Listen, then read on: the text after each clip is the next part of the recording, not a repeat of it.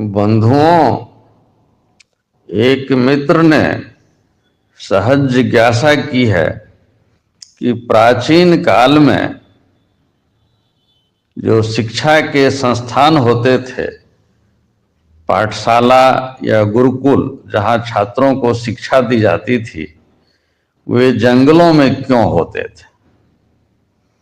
बहुत ही सुंदर प्रश्न है।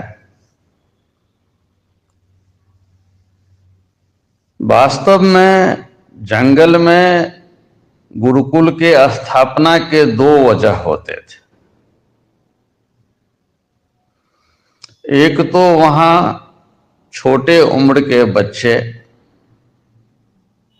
लगभग 9 से 11 साल की उम्र के बच्चे जाते थे ब्रह्मचारी बनकर के,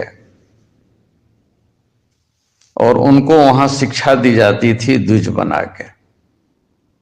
द्विज इसलिए बनाया जाता था कि अब से एक बार फिर तुम जन्म ले रहे हो नई राह में, नए पथ पे चलने के लिए।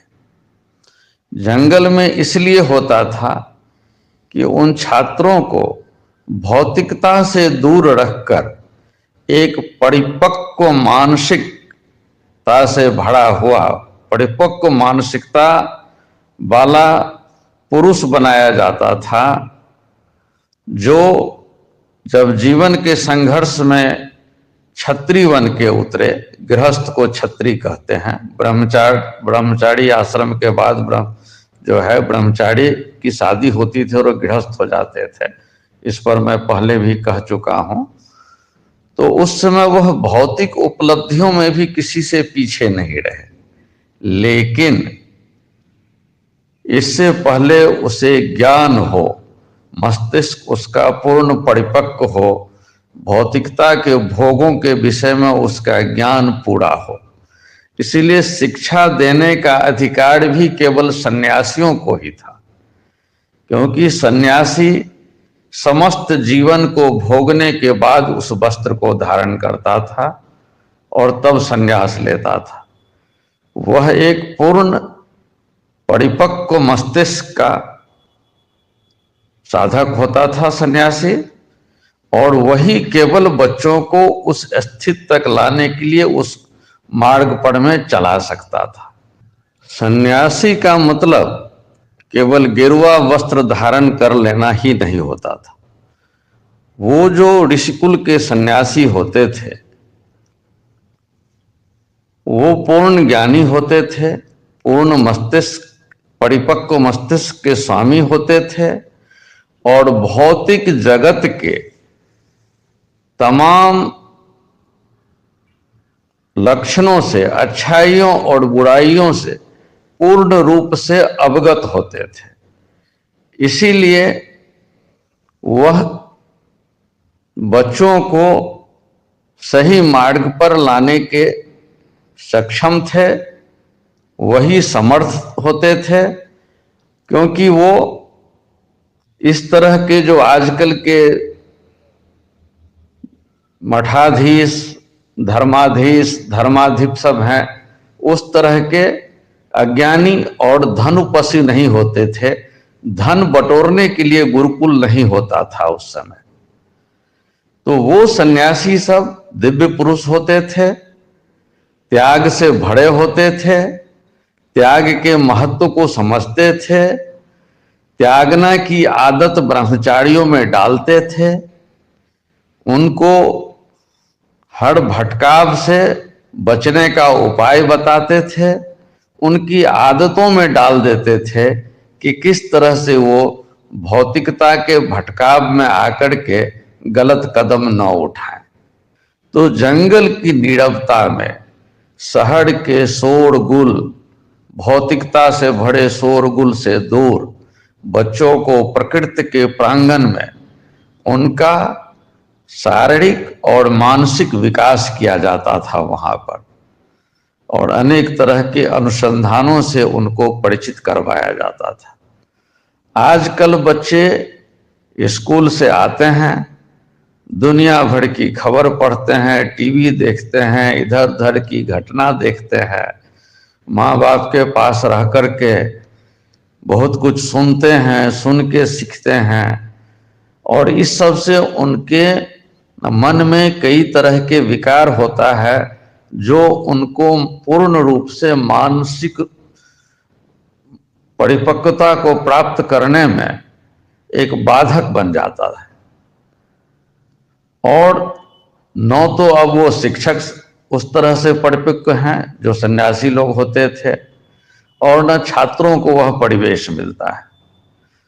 अब वहां पर मैं जो अध्यात्म की बातें एक सन्यासी देता था, आज सन्यासी कौन है? लोभ, मोह, द्वेष, राग, इस सब से भरा हुआ है, इस सब की रस्सी से बंधा हुआ एक धन पशु है। गिरवा वस्त्र पहन करके मंच में भाषण दे देने से नहीं हो जाता है। त्याग नाम की चीज तो है ही नहीं। जितना बड़ा मठाधीश उतना अधिक धनवान।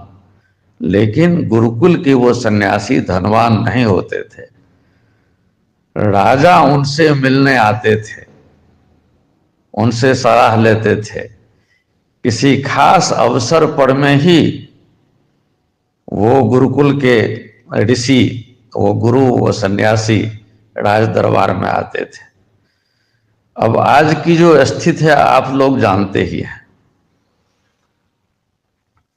इसी से प्रेरित होकर के रविंद्रनाथ टैगोर ने शांति निकेतन विश्वविद्यालय बनवाया था, जो सफल नहीं हो पाया। हमारे गुरुदेव भी वेद वाटिका के निर्माण के इसमें थे, लेकिन परिस्थितियों के कारण वह सपना उनका साकार नहीं हो पाया। अब आज के समय में एक ही उपाय है कि रेजिडेंशियल, थोड़ा दूर हट करके शहरों से रेजिडेंशियल यूनिवर्सिटी बनवाया जाए, जहां पर में ये मोबाइल, ये टीवी, इस सब का उपयोग पर में अंकुश लगा रहे, नेट उट की सुविधा न हो, और अच्छे परिपक्व मस्तिष्क वाले जो शिक्षक हैं उनको भर्ती हुआ किया जाए, तो आज भी उस परिपाटी को बहुत हद तक अमल में लाया जा सकता है। क्योंकि अब जंगल तो है नहीं और जंगल में रहना भी संभव नहीं है, तो इस तरह का एक निर्माण किया जा सकता है। और इसके लिए सरकार को लेना चाहिए, कदम उठाना चाहिए। लेकिन अब तो जानते ही हैं कि शिक्षा से सरकार का कोई संबंध ही नहीं रहा है। तो प्रश्न जो मूल था कि गुरुकुल जंगल में क्यों होते हैं, इस पर मैंने बताया कि मुख्य उद्देश्य होता था बच्चों के पूर्ण मानसिक विकास के लिए, एक परिपक्व मस्तिष्क के लिए उनको भौतिकता से दूर रख करके सारा ज्ञान दिया जाता था। ज्ञान देने वाले जो ऋषि होते थे वो परिपक्व मस्तिष्क के होते थे, भौतिकता से उनका भी कोई लगाव नहीं होता था, लेकिन वो भौतिक जगत से गुजर के आते थे और उनको भौतिकता का भी पूरा ज्ञान रहता था। वो आजकल के सन्यासी के तरह धन पशु नहीं थे, लाभ लोभ के असुर नहीं थे। तो वहां पर में बच्चों का पूर्ण विकास होता था और उनको विकसित इस तरह से किया जाता था कि वह पूर्ण मस्तिष्क के साथ भौतिक जगत में आध्यात्मिक पथ पर रहते हुए, धर्म को समझते हुए अपना भौतिक विकास भी करें और आध्यात्मिक विकास भी करें। और यह शिक्षा शुरू में बच्चों की आदत में डाल दी जाती थी, इसीलिए वो सारी जिंदगी ऐसे रहते थे। जब आसुरी शक्तियों ने गुरुकुल को नष्ट किया, सनातन धर्म को नष्ट किया, वेद को नष्ट किया, तो उसके बाद जो इस तरह की चीजें होने लगी, उस सब से सब गड़बड़ हुआ। अगर आप ग्रंथों को ही लें तो आप पाएंगे कि द्रोणाचार्य पहले शिक्षक थे जो दरबार में आकर के पढ़ाना शुरू किए। उससे पहले राम हो, कृष्ण हो, सब गुरु के ही आश्रम में गए थे पढ़ने के लिए। तो किस तरह परंपराएं टूटती है उसका उदाहरण द्रोणाचार्य है, आगे आप लोग समझ सकते हैं। मेरे ख्याल से इस विषय पर मैंने यथामति, यथाशक्ति, यथा ज्ञान क्लियर करने की कोशिश की। आगे कोई और जिज्ञासा होगा तो हम करेंगे इस पर मैं फिर से चर्चा। तब तक के लिए धन्यवाद। ओम सनातनाय नमो नमः।